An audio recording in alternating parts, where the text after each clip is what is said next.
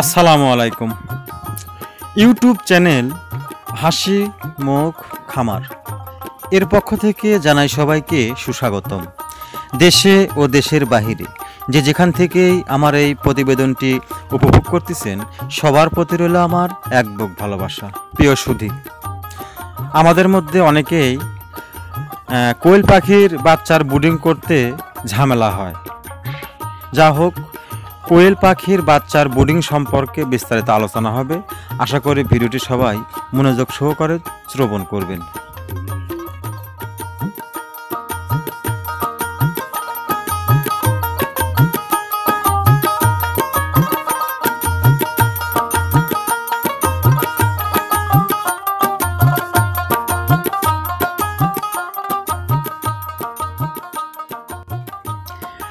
আমরা কোয়েল পাখির বাচ্চার ব্রুডিংয়ে অনেকেই অনেক ধরনের ওষুধ প্রয়োগ করে থাকে। মানে ওষুধেরও শেষ নাই, আবার সাজেশনেরও শেষ নাই। তা আসলে কোয়েল পাখির বাচ্চার ব্রুডিংয়ে বাচ্চা কাটবে না, এটা করলে কিন্তু একদমই ভুল হবে। কাটবে বাচ্চা, হাজারে আপনার 10-20টা বাচ্চা কাটাটাই স্বাভাবিক। আচ্ছা, 10-20টার উপরে গেলে কিন্তু বুঝে নিতে হবে যে আমাদের ওষুধে কোনো সমস্যা আছে। সমস্যা কিন্তু অনেক রকমভাবে হয়। যেমন আপনার জায়গার যে জায়গা কতটুক জায়গাতে আমরা কতগুলো বাচ্চা ব্রুডিং করতে পারবো, একটা নিয়ম আছে। এই বিষয়ে কিন্তু আপনার যদি ঘন হয় তাহলে কিন্তু বাচ্চা কাটার হারটা একটু বেড়ে থাকতে পারে।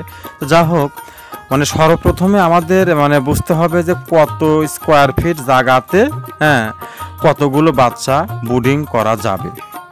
আপনারা কিন্তু ভিডিওতে দেখতে পাচ্ছেন যে আসলে বাচ্চাগুলো আপনারা দেখেন খেয়াল করে যে বাচ্চাগুলো অনেক পাতলা পাতলা আছে।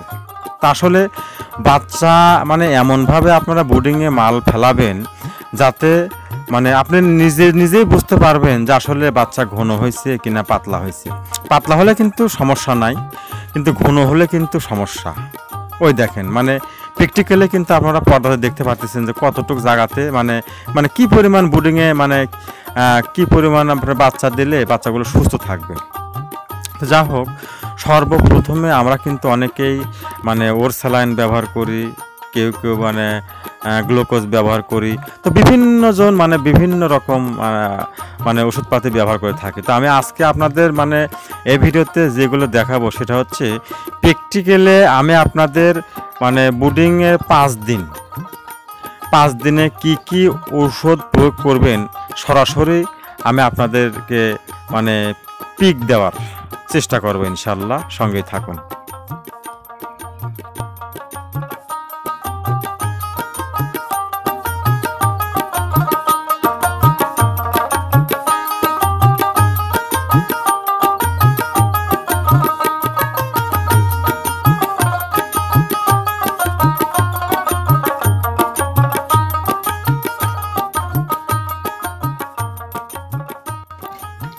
প্রিয় সুধী,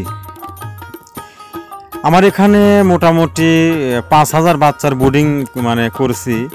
টোটালে 40 থেকে 42 পিস বাচ্চা কেটেছে। তাহলে এই 6000 বাচ্চা 5000, 5500, মোটামুটি 6000ই ধরেন। 6000-এর মধ্যে যদি ওখানে যে আপনার 40-42টা বাচ্চা কাটে, এটা কিন্তু কাটার খাতায় পড়ে না। তো যা হোক, আমি সর্বপ্রথমে পানিতে যে ওষুধটি প্রয়োগ করেছি আমি সেই ওষুধটি আপনাদের পর্দাতে দেখাবো। এই ওষুধটি শুরু থেকে একটানা 6 ঘন্টা ব্রুডিংয়ে প্রয়োগ করতে হবে।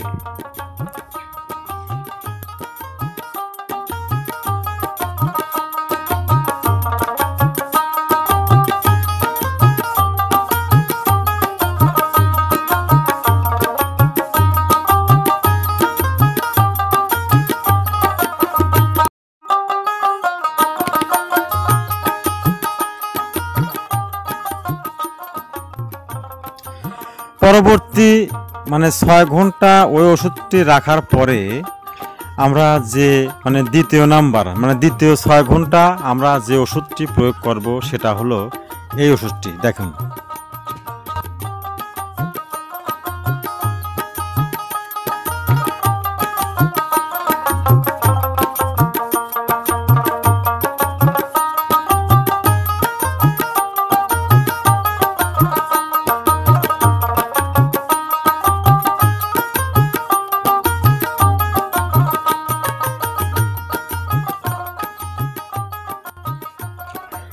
পরবর্তী 6 ঘন্টা পরে আমরা আরেকটি ওষুধ প্রয়োগ করব। আসলে আমি যেভাবে বোর্ডিং করে একদম সীমিত বাচ্চা কাটছে, হ্যাঁ, আমি আপনাদের আসলে সেই সব ওষুধের কথাই বলতেছি। আমি কিন্তু এর আগে অন্য বিভিন্ন রকম ওষুধ দিয়ে আমি অনেক বাচ্চা কাটেছি। তা আসলে আমার জীবনের ফার্স্ট, আমার ধরেন যে কোয়েল পাখির মধ্যে আমি আছি মোটামুটি 3 বছর ধরে। তা আসলে এই 3 বছরের মধ্যে আমি এই একটা কোম্পানির ওষুধ খাওয়ায়ে আমি ব্রিডিংয়ে একবারে সাকসেসফুল হয়েছি। তা আসলে আমি চাই যে আমার মতো করে আপনারা ব্রিডিং করুন, তাহলে আপনারা বাচ্চা কাটার হারটা একদমই সীমিত।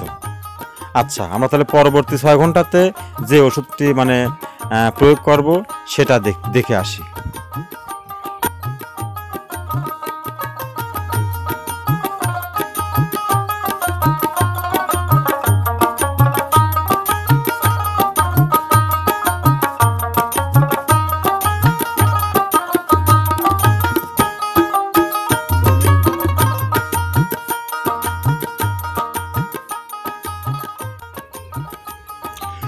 প্রথম যে ওষুধটির কথাটা আমি বলছি সেই ওষুধটা শুধু 6 ঘন্টা চালাবেন।